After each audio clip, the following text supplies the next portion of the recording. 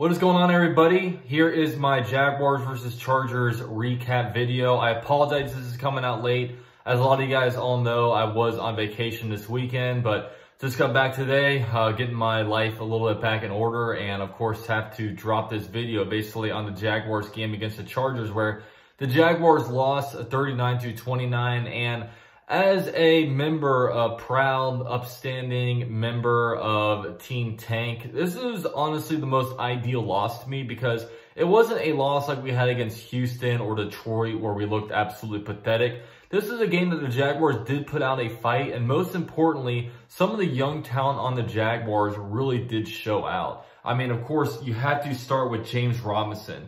We've all been saying, feed Robinson, stop making him disappear in the second half. Well, they kept giving him the ball, and he had 22 rush attempts for 119 yards with 1 touchdown. And also in the passing game, he had 4 receptions for 18 yards and a touchdown. And he is just, I mean, he is a beast. He's bowling people over. He's showing some speed. He's showing some agility as well. And man, as a undrafted rookie free agent, he has the most through 6 games of any undrafted rookie free agent, and he has just been an absolute find. And it's been just a pleasure watching him because Jaguars did a lot of questionable things this offseason, but one thing you can't question is giving up Leonard Fournette and taking up this guy, because this guy has been pretty much an improvement from Leonard Fournette. I think we can all kind of admit to that. Is that he's been phenomenal and he's been exciting to watch. And you also look around at some different guys. I mean,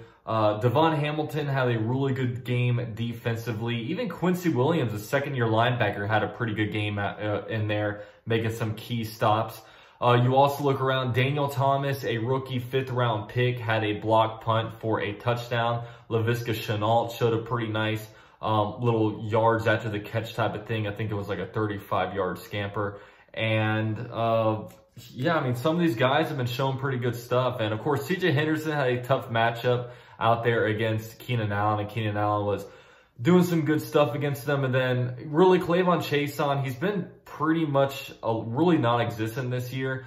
But one good positive that did come out of it was that he was actually working with Joey Bosa after the game just on different pass rushing techniques. So you've got to like that he's at least trying, and, you know, you'd rather see something like this come up than pictures of him in a bar somewhere, like, you know, drunk with some of the other players, you know what I mean? At least he's shown that he wants to do it, and, you know, I still blame the scheme for him not really competing at a high level, honestly. Like, I just, you know, I don't like the scheme, so that's what I kind of blame that on, but that's kind of neither here nor there. Ben Bartch got some playing time, and it was a welcome to the NFL moment for him. That's our right guard that we drafted in the 4th round as he was going up against Melvin Ingram. But, you know, I say we keep throwing him out there. I mean, this is an evaluation year. We know we have an AJ Cann. Let's get some of these young guys some playing time. So that was the main thing. I liked what I saw out of the rookies.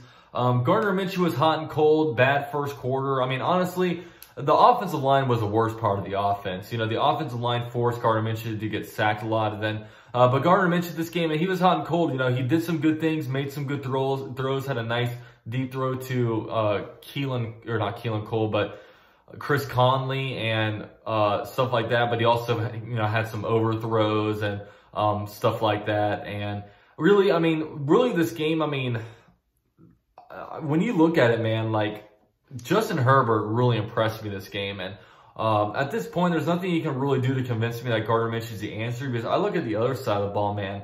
Justin Herbert did a really good job of throwing his guys open. I mean, I think that was the key difference of this game, because both of the defenses sucked. I mean, the Gus Bradley, Todd Wash scheme, time to crumple that up and throw it away, because as you saw, both teams did some work against each other. But, man, Justin Herbert was throwing some guys open. That one deep ball, I think it was on Chris Herndon, where just outstretched arms of Guyton.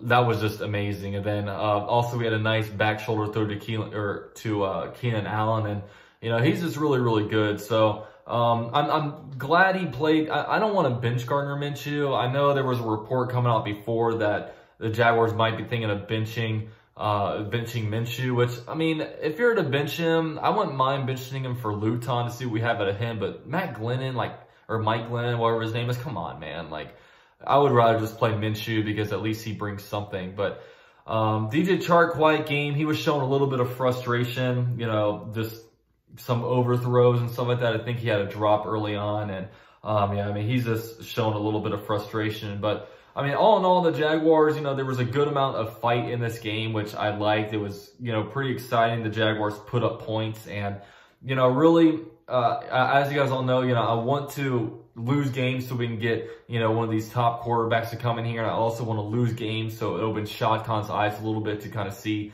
that, look, changes need to be made. And, you know, I think hopefully the loss column affects them more than anything, where, you know, the Jaguars finish off and maybe win, you know, finish off like 4-2 at the end of the year and somehow convince Shad Khan that, you know, team's on an upward trajectory. So, I don't know. That's just kind of my thoughts with it. But, yeah, the Jaguars do lose this one. They dropped to 1-6. Last I checked, the Jaguars are at the number 3 overall selection in the upcoming NFL draft. So, we just got to keep doing our business, lose some games. We have a bye week coming up, so a little bit of a break time. So, yeah, that's coming up next week. So, all right, guys, thank you for watching this video. Let me know what you guys kind of think of this game, man. Join the conversation on Flick.